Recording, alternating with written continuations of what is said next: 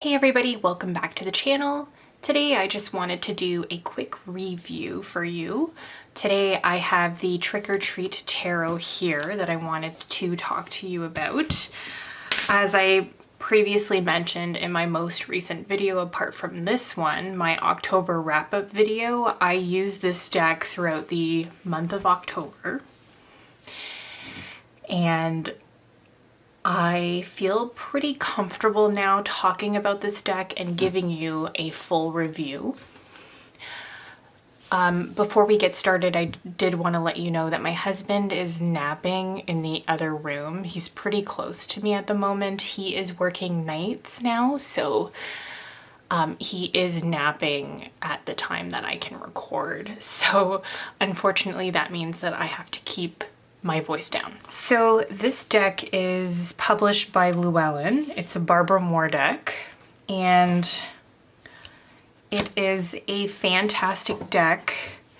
I predominantly use this deck intuitively, but I'd say the guidebook is pretty good. It's color, as you can see, color reproductions of the cards. It's a full page reproduction. And then you get a pretty decent amount of information about each card. So I would recommend this for a newbie, a beginner reader. I, however, don't really read the guidebook as much as I read intuitively. So I would always go with your gut. So this deck, there's a lot I can say. This deck is incredibly chatty. I'd say that it's possibly a Gemini, maybe a Virgo. It's mercurial energy. It's a very talkative deck, and I'd say it's a jack of all trades because the costumes make the deck very versatile. Each card has a costume, as you can see. And the costumes, I'll just zoom you in.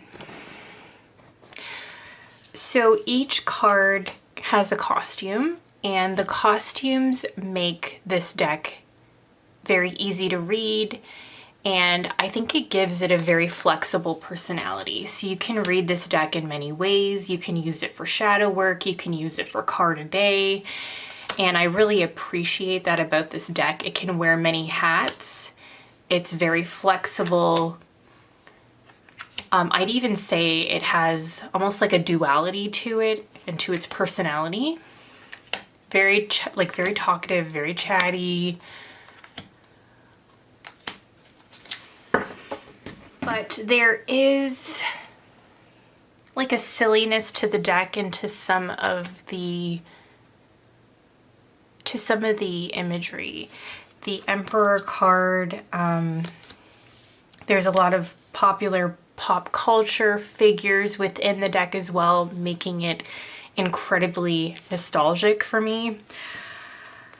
It brings me to a happy place. It brings me back to some of the happier times of my childhood. As I've mentioned so much on my channel before, Halloween is my favorite time of the year, and I just really enjoy Halloween. I think it's a very magical time of the year, and I just enjoy watching people in different costumes get together, and I just, like I said, I just think that it's a very magical time of the year, similarly to how I feel about Christmas. But and I think that this deck captures that, and it really captures you, and it really brings you into this world that is featured in the artwork and within the deck.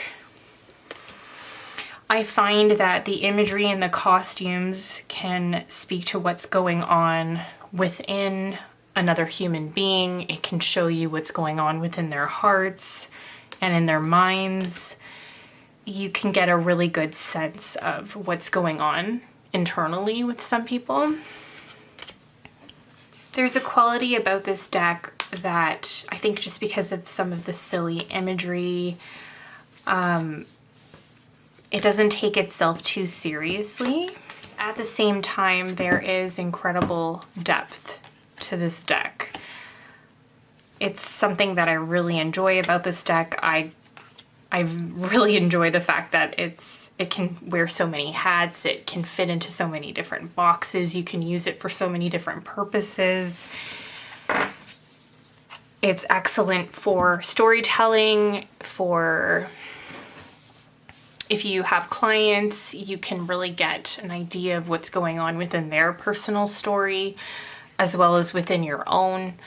I've used this deck a significant amount for doing inner child work. I didn't mention in my October wrap-up video because I wasn't really ready to talk about it, but I've been doing a lot of inner child work, which if you're new, it's a form of shadow work, specifically targeting childhood trauma. As I've mentioned on this channel a great deal, I'm a mother. I became a mother almost 2 years ago, so a huge part of my journey of being a mom has been unpacking my childhood trauma and really trying to be the best mother that I can be. And a lot of that has been working with this deck as well as some other decks. Maybe I'll do an inner child video in the future and I can go over more specifically some of the things that I use and I work with in that regards. So yeah, like I mentioned already, I do find that this deck has a very interesting, very chatty personality.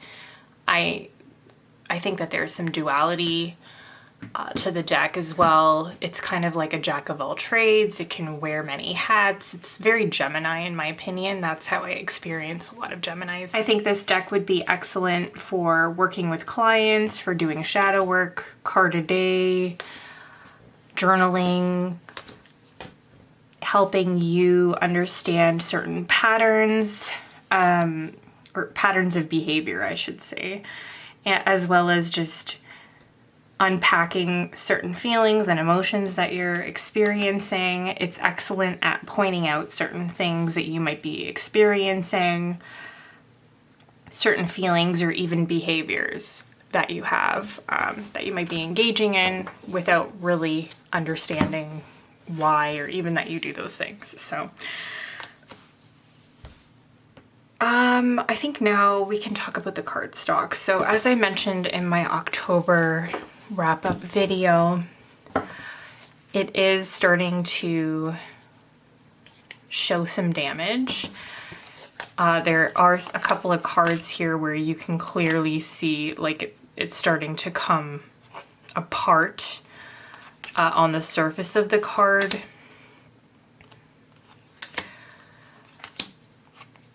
It's like your typical Llewellyn cardstock. It's like a very like cheap. It's flexible, but I just don't like how it really starts to wear and tear on the edges, like a lot of cards. A lot of their Llewellyn cardstock does. I can't remember what card. There's a few cards that I noticed just from me using it for a month every single day. It was starting to get damaged on the sides. As I already mentioned, the guidebook is really nice. I like that it's, I'll zoom you out, hold on. The guidebook is really nice. I like that it has a full color, full page reproduction. It looks like a magazine. Honestly, it kind of feels like it's thicker than a magazine, but it feels very similar to magazines. It has a paragraph. It explains, like, it gives you kind of like a little story. Then it explains the card meaning, and then you get your keywords for both upright and reversed. So you get a decent amount of information. Like I said, I think that a beginner could use this deck and pick it up pretty quickly, but I mostly work with my decks intuitively. So that could be something that you want to take into consideration if you like to read the guidebook and predominantly use the decks by the guidebook meaning. So like I said, this is published by Llewellyn. It's a mass market deck. You can purchase it on Amazon. I'm pretty sure I did. You could probably buy it at Barnes & Nobles or Indigo if you're in Canada like I am. You could probably purchase it at any spiritual shop, probably on some online shops as well. I'm pretty sure you could find it anywhere that they sell mass-produced tarot decks and oracle decks. So some of my favorite cards, I really enjoy this Empress depiction. I really like the fact that she's got a little baby strapped to her chest. She's handing out candy to the kids. I really enjoy this depiction of the Empress. I love how she's surrounded by children. She seems like a very loving and doting mother. And I like that you have your Fool card right here as well. So I really like how you start your tarot journey with the Trick or Treat Tarot with the Fool card being a ghost, and then you end it with the World card being the same character from the Fool card. So, and I like that you get a little glimpse of him in the Empress card as well. I like the Emperor card. If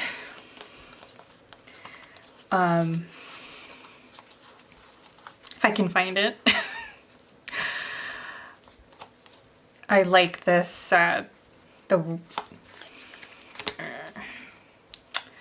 like the pages. I really find them very true to your Rider-Waite-Smith depictions of the pages. To be honest, I find this whole deck to be pretty Rider-Waite-Smith, at least in the meanings of the cards. Apart from the Lovers and the Two of Cups. I feel like they kind of mix the two of them up or swap them. Because the Lovers card, I think it reads as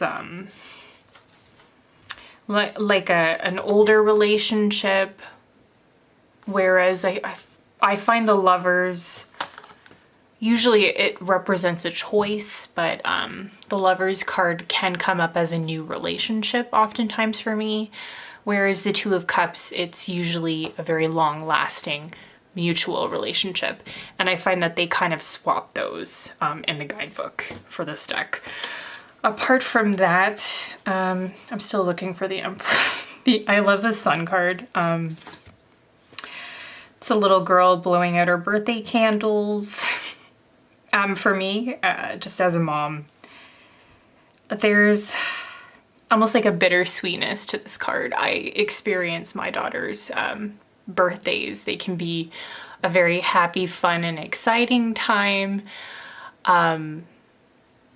My daughter's not even 2 yet, by the way. Her first birthday was a little bittersweet because although I was so excited that it's such a blessing for her to have her first birthday, and I was really excited to celebrate her first birthday, I was also a little sad that 1 year had already gone by so quickly. So for me, birthdays can be a little bittersweet, and I kind of feel that in the Sun card. I don't know if that's just me. I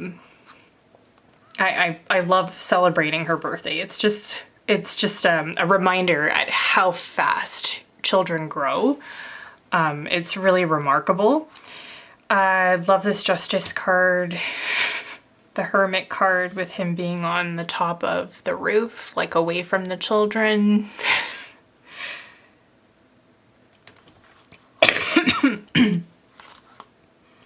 I love this Strength card. There's really a vulnerability in the Strength card, and the Strength card, to me, it really is sometimes about being vulnerable and accepting that and understanding that without fear you wouldn't have courage. Lover's card is Morticia and Gomez. Oh, here it is, the Emperor card. So I love how he's the Headless Horseman, clearly. And he looks like he's leading the kids. I really enjoy this Emperor depiction. This death card is beautiful.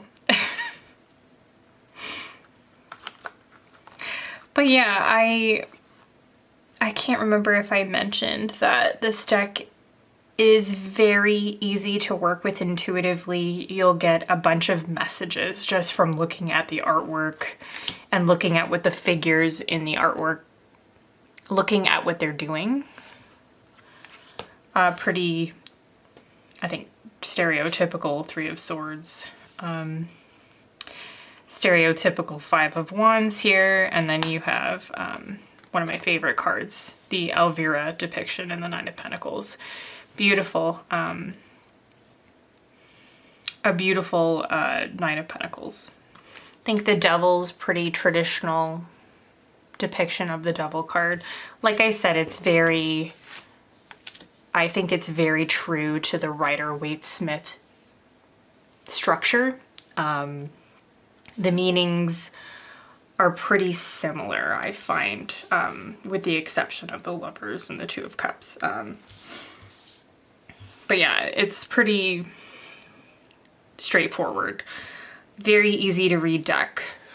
It's definitely an impressive deck, and I thoroughly enjoy the deck. I'm considering purchasing a backup copy, considering how damaged the cards are starting to look. So, and I haven't done that with any deck yet. So this is definitely one of my favorites. It quickly became one of my favorites, especially after purchasing it early this year. So that is my review for the Trick or Treat Tarot. Thank you so much for watching. I'll see you in the next one. Bye.